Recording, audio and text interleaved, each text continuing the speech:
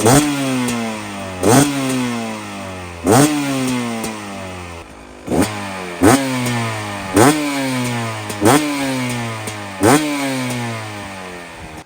guys, welcome back to the channel. Jared at 3Cs. Customer brought his bike and we've been doing a bunch of service to it, and the last thing we're going to do is repack the silencer for him. And if you want to come in, we'll show you. This is a 2-stroke Beta, and on this bike we're just going to take the silencer off the back here. I had already popped the rivets on it because I was just going to do the job, and then I realized we have never done a repack on the channel before, so I slid the exhaust back on the bike and thought I would do a video on it. So we'll kind of show you from the get-go here. We're going to take it off. This bike had a little bit of time on it. The hour meter that was on it wasn't hooked up properly, so there's no real way of knowing where he was at with it. So what we did there was just an 8mm, and now this should be loose in the front. We can just kind of pull it straight off. And so now we've got the silencer in our hand, and we'll come over to the table and show you what we're going to do. Okay, so now we got the silencer on the table. It's best to work on like cardboard or something, especially if it's like a full TI exhaust. It's worth a little bit more. This one's a stock exhaust. She's already got some scratches on it. This is the kit we're going to use. It's made by Bristol Core. It's really cool. It's an American-made thing. It's right here in New York, actually. And this kit that these guys make is specific to the Beta 2-stroke. I couldn't be more excited about that. This is a plug-and-play kit. It comes with directions, and then it also comes with new rivets. These are stainless steel rivets. I think it's fantastic. So I'm really excited about this kit. I've never used one before. So we need to pull this exhaust apart, which I have not done yet either. So what I've done so far is all we've used is a 3/16 drill bit. And when you're doing these are stainless steel rivets. So you want to drill at a slower speed. You can't put your drill to full drill mode wide open. You got to run it at a slower speed so it actually chews through the rivet. And then once the rivet head is gone, I just used a punch and we tapped it off. So come on in, Braxton, we'll kind of show. If the rivet was in there, I just punched it straight out, and the rivet heads are down in here. You can kind of hear them bouncing around in there. So it's really simple to take these apart as long as you follow those steps. If you drill too fast, you're going to spend a ton of time getting it off. So maybe we should talk about real quick like when to know to repack. I'm not sure how bad this bike looks inside. We just ran it outside, and we'll put that clip in here now. But his bike sounded pretty good. I've got Braxton on the camera, and on Braxton's bikes, he's had a ton of 2-strokes. And I can just tell like when the bike starts to get loud, and sometimes I'll wait too long. Like I would say like after 30, 40 hours on his 2-strokes, and he like comes by you in the woods, you can just hear how loud it is. It just sounds like you're at a drag strip. That means all of his packing is blown out, and the bike actually doesn't have the back pressure that it needs for perfect power. So it's actually important to have good packing in your bike to make it run right. So with the Beta 2-strokes, we need to start with the rivets on this end. We're going to drill these out. Your end cap is actually going to stay on the bike, just so you guys know. So the first thing I'm going to do now is I'm going to use a soft rubber mallet, and I'm just going to hit down on the mount here. You're not going to hurt the exhaust as long as you're using something like a rubber mallet. And again, we're not working with a $700 TI FMF on this job. So what we're going to do is you can see that it's never been apart, and there's really no RTV on here. I guess if there was some sort of sealant, you would want to use a knife to kind of cut this loose, and it would help separate it better. And even on the back, you don't see much of like RTV there either. So what we're going to do is kind of tap down on it. It's actually kind of sliding pretty easy already. I think the rivets came out really well, and if we just kind of keep hitting it, okay, so this one came apart pretty easy. I'm going to grab the trash and I'll be right back. Okay, so we cleaned the counter off, and I've got a trash box here just to keep everything simple and clean. So a lot of the times these baffles will fill with carbon, and this one's actually super clean. So what we're talking about here is I'm looking for any holes. Like there's a little bit of carbon buildup there. Can you zoom in on that, Braxton, at all? Can you make it show that little carbon? So there's really, yeah, good job. There's really nothing on this exhaust. It's perfect, actually. So if this, I feel like this exhaust probably doesn't have a ton of time on it. Whoever owned that bike probably had some sort of FMF silencer on it. I don't think there's a lot of time on this. And this would be all carbon buildup. So what a lot of folks will do is they'll use like some sort of like blowtorch, and they'll get it really hot. And then they'll use just like air jazzer, and they'll blow the carbon right off of it. Or some folks will use like a Scotch-Brite with some starting fluid, or they'll use like a wire brush. So there's like 2 or 3 different ways of doing it.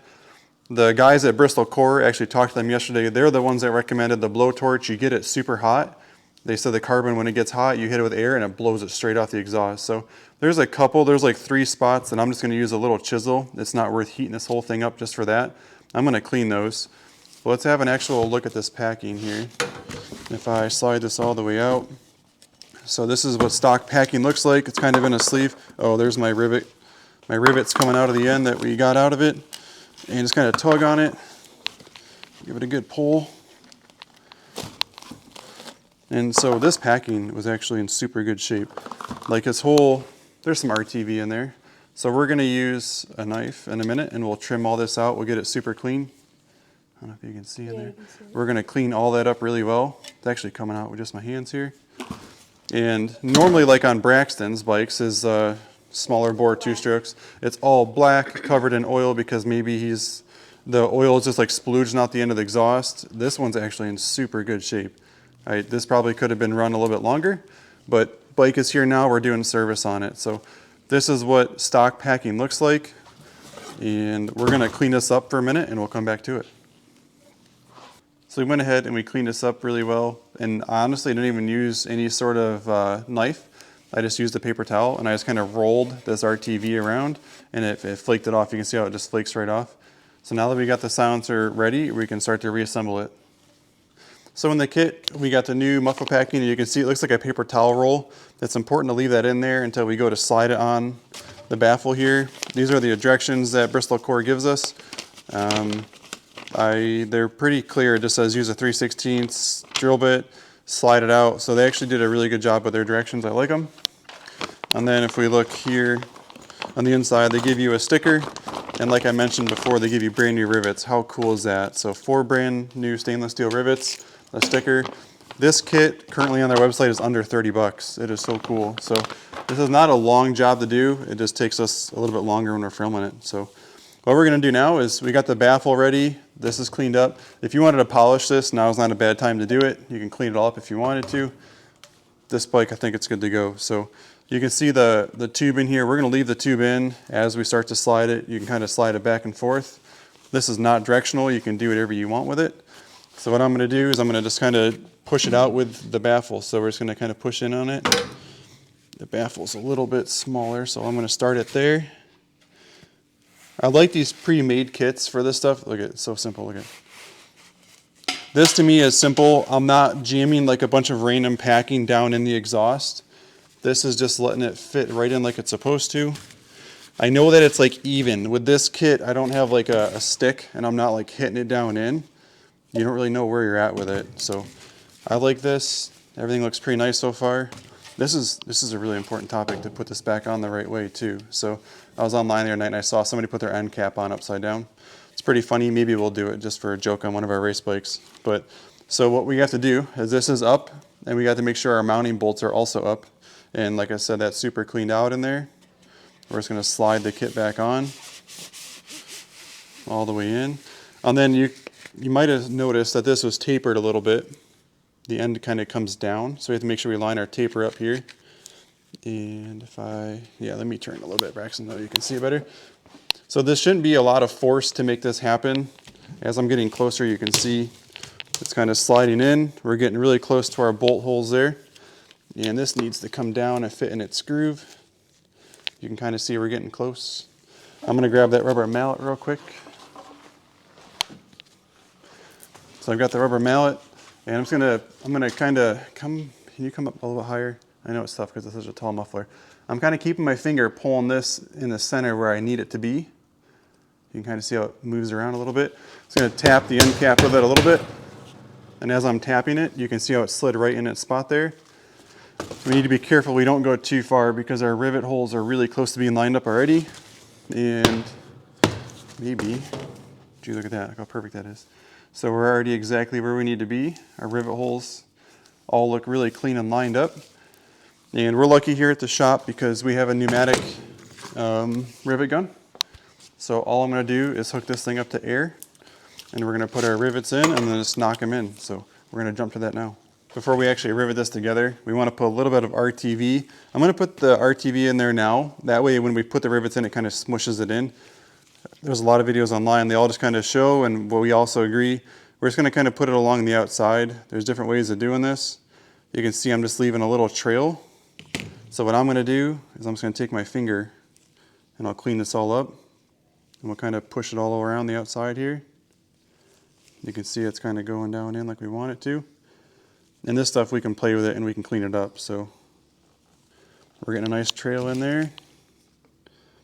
We'll continue to go all the way around with it. We'll kind of stop there because that should be enough. We'll just kind of bring it around and then we'll clean it up. So that's pretty much all I'm going to do, and then I'm going to take a little bit of paper towel and I'll clean all that up real quick.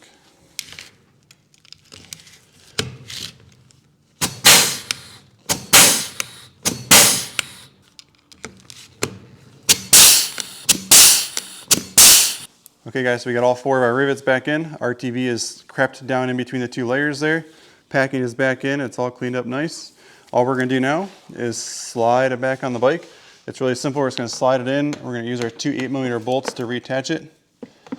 And so we won't make you guys sit through that, but we're just going to put the 2 bolts in. So again, this was Jared at 3C's Recreation. Thank you guys for watching our channel. If you thought it was helpful, please consider subscribing and stay tuned for more beta content. Enjoy the ride.